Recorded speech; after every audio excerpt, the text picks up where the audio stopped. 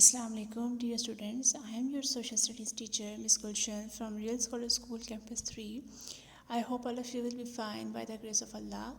Dear students, today we shall continue our chapter Physical Features of South Asia. So open your page number 18. हमने half chapter की reading कर ली थी और बाकी का हाफ चैप्टर की आज हम कंप्लीट करेंगे इंशाल्लाह, ठीक है। फर्स्ट हमारी हेडिंग है जी प्लेन्स, ठीक है। हम प्लेन्स के बारे में अब फिज़िकल फीचर्स हम पढ़े थे ना, साउथ एशियन कंट्रीज़ के फ़िज़िकल फीचर्स हम लोग पढ़ रहे थे और उसमें जो है सबसे पहले आप माउंटेन्स थे वो हमने पढ़े, प्लेट्यूज थे, ठीक है, plains and desert and then coastal areas हैं। सो आज हमने प्लेन्स पढ़ने तो दो हैं प्लेन्स, द गंगेटिक प्लेन है और एक इंडस प्लेन है, ठीक है। प्लेन मीन्स ये जो मतलब कि जो आपके मैदानी इलाके होते हैं, ठीक है, उनको प्लेन्स कहते हैं। द गंगेटिक प्लेन के बारे में सबसे पहले पढ़ते हैं। The Gangetic plain is a rich fertile land, it is covering most of northern and eastern India, the most popular part of Pakistan and almost all of Bangladesh. It is one of the most densely populated area in the world. It has a population of over 850 million people. This plain covers the following rivers: Ganges, Indus, Beas, Yamuna, Gomti, Ravi, Chambal, Satluj and Chenab. The soil is rich in silt, making it the most heavily farmed area of the world. अच्छा, ये क्या है जी? Gangetic plain जो है ये बहुत ही ज़्यादा rich fertile land है, यानी कि बहुत ज़्यादा ज़रख़ेज़ ज़मीन है ये। और ये जो है most of the northern and eastern India, यानी कि ये ईस्टर्न और नॉर्थर्न इंडिया जो है वो इसमें मतलब इस सारे गंगेटिक प्लेन का हिस्सा है, ठीक है। और ये बहुत ज़्यादा जो है ना पॉपुलस पार्ट है किसका? पाकिस्तान का भी और बांग्लादेश का भी। तो ये जो है ना सबसे ज़्यादा बहुत मतलब जो ना डेंसली पॉपुलेटेड एरिया है, ठीक है, इन the world. It is one of the most densely populated area in the world, यानी कि इतना ज़्यादा जहाँ पर ज़रखेज़ी ज़्यादा होगी, जहाँ पे रिवर्स ज़्यादा होंगे। अब देखो ना यहाँ पे कितने सारे रिवर्स हैं, ठीक है, गंगा है, इंडस है, ब्यास है, यमुना है, गोमती रिवर, रावी है, इसके अलावा यहाँ पे जो है ये चंबल है, सतलज और चनाब है, ठीक है। इतने सारे रिवर्स भी हैं यहाँ पर। तो जितने पानी है, एक जितने रिवर्स होंगे ज़ाहिर है उतनी ज़मीन ज़रख़ेज़ होगी। तो यहाँ पे ये आपको मतलब बहुत ही ज़्यादा मतलब 850 मिलियन पीपल से ज़्यादा लोग यहाँ पर जो है वो रिहाइश पजीर हैं, ठीक है। Next is the Indus plain. The Indus plain covers an area of about 200,000 square miles in it is Pakistan's most prosperous agricultural region, ठीक है। सबसे ज़्यादा फेमस एग्रीकल्चरल रीजन जो पाकिस्तान का है वो इंडस प्लेन कहलाता है। The province of Punjab is located in its northern zone, it is southern zone of Indus plain lies to the province of Sindh, यानी कि जो इंडस प्लेन का जो नॉर्थर्न जो वो पार्ट है, ठीक है, नॉर्थर्न पार्ट जो है इंडस प्लेन का वो जो है वो पंजाब में आता है और जो साउथर्न पार्ट है वो सिंध में आता है, यानी कि ये इंडस प्लेन भी बहुत ज़्यादा फर्टाइल लैंड है। ये भी जो है पंजाब जो है वो 5 दरियाओं की सरजमीन है यूनू, तो उस हिसाब से जो है इंडस प्लेन को भी जो है बहुत ज़्यादा जो है वो फर्टाइल है, ठीक है। Next is deserts. The desert, आपको पता है डेजर्ट क्या होता है? सहरा होता है, ठीक है। सहराओं को वो डेजर्ट कहते हैं, ठीक है। It is a desert located in western India and southern eastern Pakistan. In Pakistan, the desert covers eastern Sindh and southeastern Punjab. It is called Cholistan Desert in Punjab, ठीक है। जो आपका मतलब जो थर्ड डेजर्ट है, ठीक है, अब हम सबसे पहले थर्ड डेजर्ट के बारे में बात कर रहे हैं। तो जो थर्ड डेजर्ट है वो वेस्टर्न इंडिया और साउथ ईस्टर्न पाकिस्तान में लोकेट करता है, यानी कि दो कंट्रीज़ के दरमियान में फैला हुआ है, ठीक है। पाकिस्तान में जो है वो ईस्टर्न सिंध और साउथ ईस्टर्न पंजाब जो है वो ये कवर करता है। पंजाब में इस डेजर्ट का नाम है चोलिस्तान, यानी कि जो थर्ड डेजर्ट का पार्ट पंजाब में है उसका नाम क्या है? चोलिस्तान डेजर्ट, ठीक है। Rajasthan desert, it starts at the edge of the upper Gangetic plain along the Satluj, Indus and Narak rivers. यानी कि इसका जो स्टार्ट है वो किसके को एचेस कहते हैं ना, मतलब जहाँ से एक कोना स्टार्ट होता है या किसी चीज़ का किनारा, तो उसमें जो है ये इतनी गंगेटिक प्लेन के साथ जो है ये राजस्थान डेजर्ट जो है वो स्टार्ट होता है। It touch the western side of Aravalli range, ठीक है, अरेवाली रेंज का जो वेस्टर्न साइड है वो राजस्थान जो है वो टच करता है। To the south of the desert is the Rann of Kutch, its in the north is the semi desert zone of Pakistan, semi arid zone of Pakistan, ठीक है। यानी कि सेमी रेड की मतलब थोड़ा सा तल्ख, ठीक है, जो जोन है ऑफ पाकिस्तान, ठीक है, ये भी थोड़ा सा जो ये डेजर्ट जो है वो कवर करता है, ठीक है। Next is Thal desert, it lies in the west of river Jhelum in Pakistan, ये पाकिस्तान में है, ठीक है, रिवर झेलम के वेस्ट में।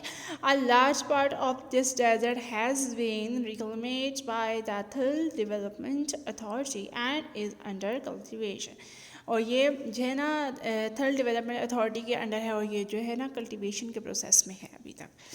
नेक्स्ट इज़ कोस्टल एरियाज़, ठीक है, यानी कि साहिली इलाके। कोस्टल एरियाज़ का मतलब क्या है? साहिली इलाके। कोस्टल एरियाज़ ऑफ पाकिस्तान सबसे पहले देखते हैं। The coastal areas of Pakistan are in the south the border the Arabian sea. The coastal line of Pakistan has a length of 1050 kilometre, यानी कि 1050 किलोमीटर जो है कोस्टल लाइन है, ये जो बॉर्डर है जो अरेबियन सी का पाकिस्तान में। The major sea port here are Karachi port, port Qasim, ठीक है, mini port Pasni and Gwadar port, ठीक है। ये जो कुछ पोर्ट्स है, 4 पोर्ट्स के नाम। पोर्ट्स क्या होते हैं? बंदरगाहें, ठीक है, यानी कि जो साहिल समुद्र की बंदरगाहें हैं वो 4 पोर्ट्स हैं पाकिस्तान में जो बहुत ज़्यादा फेमस है। एक कराची पोर्ट है, वो तो बहुत ज़्यादा फेमस है, जो कि सिंध में है, और पोर्ट कासिम भी सिंध में है, ठीक है। जबकि ये मिनी पोर्ट पसनी और जो गवादर पोर्ट है, ये दोनों जो है वो बलूचिस्तान के प्रोविंस में है, ठीक है। और कोस्टल लाइन बेसिकली आपको इसका शॉर्ट सा मैं वो दे देती हूँ, इंट्रो दे देती हूँ कि कोस्टल लाइन बेसिकली किसे कहते हैं कि जो साहिल समुंदर में, जैसे अब बॉर्डर है इंडिया और पाकिस्तान का, वो लाहौर में है, ठीक है, ज़मीन पे बॉर्डर है। इसी तरह से साहिल समुंदर जो समुंदर है वो भी एक बहुत बड़ा जो है, एक तरफ लैंड है तो दूसरी तरफ समुंदर है, ठीक है।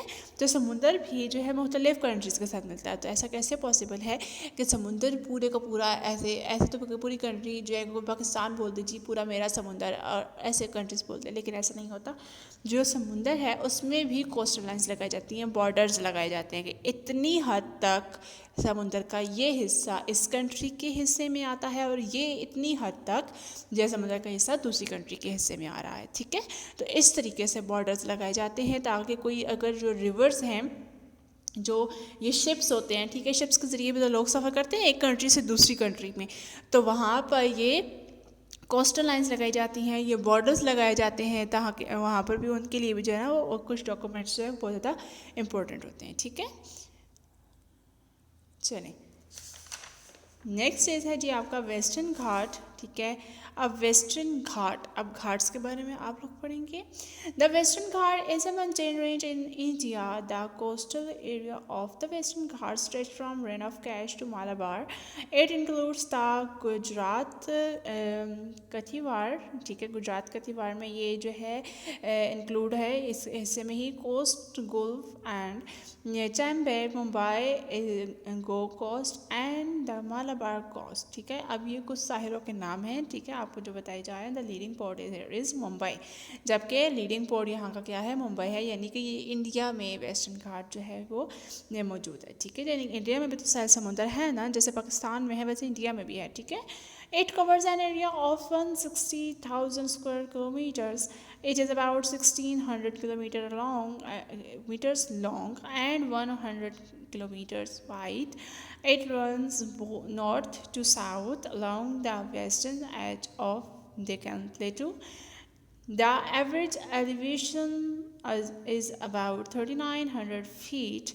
The highest point is 8.842 feet and lowest being 984 feet. At least, अच्छा यहाँ पे आपको कुछ पॉइंट्स बताए जा रहे हैं, और कुछ ये आपको यानी कि इतने मीटर लॉन्ग है, 100 मीटर लॉन्ग है, 1600 मीटर लॉन्ग यहाँ, ठीक है। आपको ये इस कोस्टल लाइंस के मतलब एरियाज बताए जा रहे हैं, ठीक है।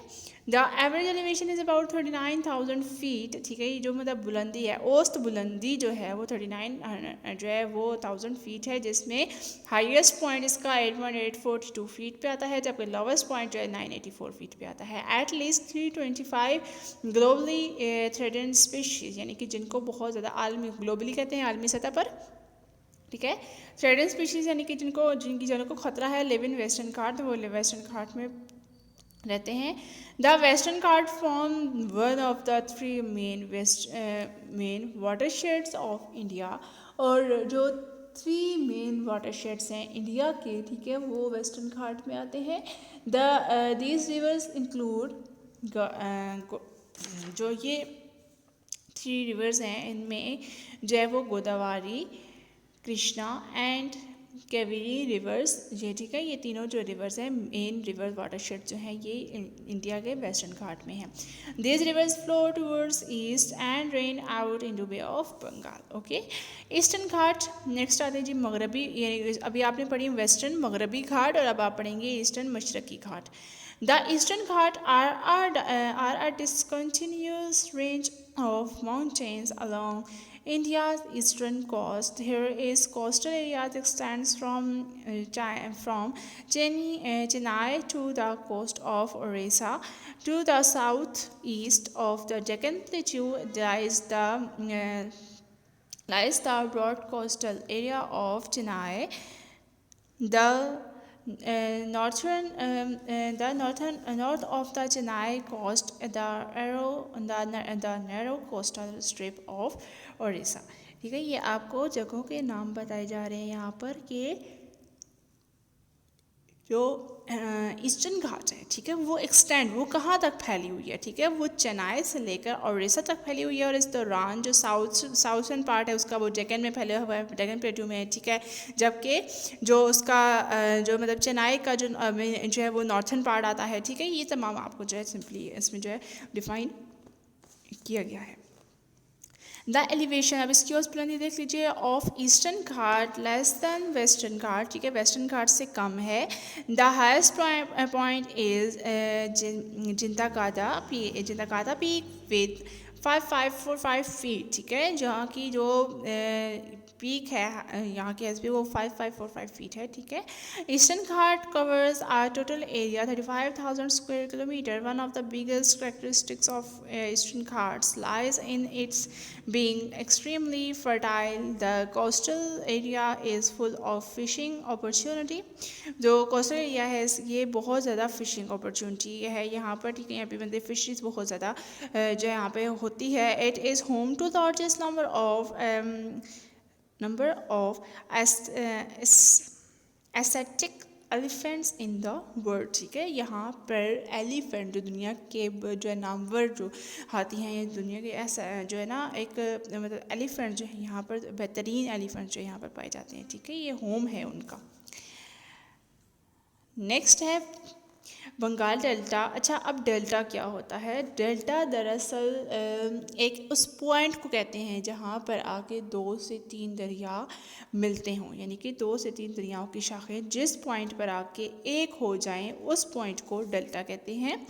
अब बंगाल में जो डेल्टा है उसका this delta is formed by the coming together of the Ganga, Brahmaputra and मेघना रिवर्स, यानी कि ये डेल्टा आपको 3 दरियाओं को मिला के बनता है, गंगा, ब्रह्मपुत्र एंड मेघना रिवर, यानी कि तीनों दरिया जिस पॉइंट पर मिलते हैं वो डेल्टा जो है वो बंगाल में है और वो बंगाल डेल्टा कहलाता है।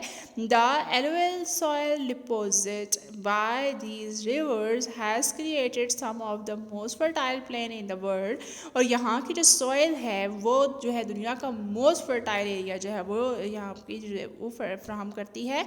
It lies in the north east of the sub continent, और सब कॉन्टिनेंट यानी बड़े ज़खीर के ये नॉर्थ ईस्ट पे वाक़या है। It is the world's largest delta, ये दुनिया का सबसे बड़ा डेल्टा है। It is also one of the most fertile region in the world, और सबसे ज़्यादा फर्टाइल रीजन है दुनिया का। The delta stretch from Hooghly river on the west to the मेघना रिवर ऑन द ईस्ट, यानी कि ये डेल्टा वेस्ट टू ईस्ट तक रहता है।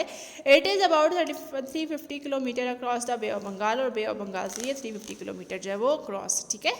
कोस्टल प्लेन्स ऑफ श्रीलंका, अब श्रीलंका के कोस्टल प्लेन्स आप देखिए, the central of Sri Lanka is mountainous, surrounded by coastal plain on all sides. The southwest coastal plains from Colombo to Gully receive heavy rainfall due to the southeastern monsoon winds. तो southeastern monsoon winds की वजह से यहाँ पे बहुत ज़्यादा heavy rainfall होती है.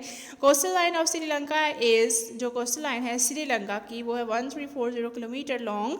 The climate of this place can be described as tropical. ठीक है, यहाँ का जो क्लाइमेट है वो ट्रॉपिकल कहलाता है. The temperature reach as high as 32 degree centigrade on the north eastern coast. यहाँ का टेम्परेचर 32 डिग्री सेंटीग्रेड तक हाई होता है. ठीक हो गया, आपका चैप्टर ये वाला कंप्लीट हो गया है. इसकी रीडिंग हमने कंप्लीट कर ली है. ठीक है, आगे अब ज़रा इसके क्वेश्चन आंसर से एक मरतबा देख लें. जो आपको इस वीक में होमवर्क दिए गए हैं वो क्वेश्चन आंसर्स आपने यहीं से देख कर करने हैं. ठीक है क्लास, यहाँ से इसी वीडियो से देख के करने होंगे आपने.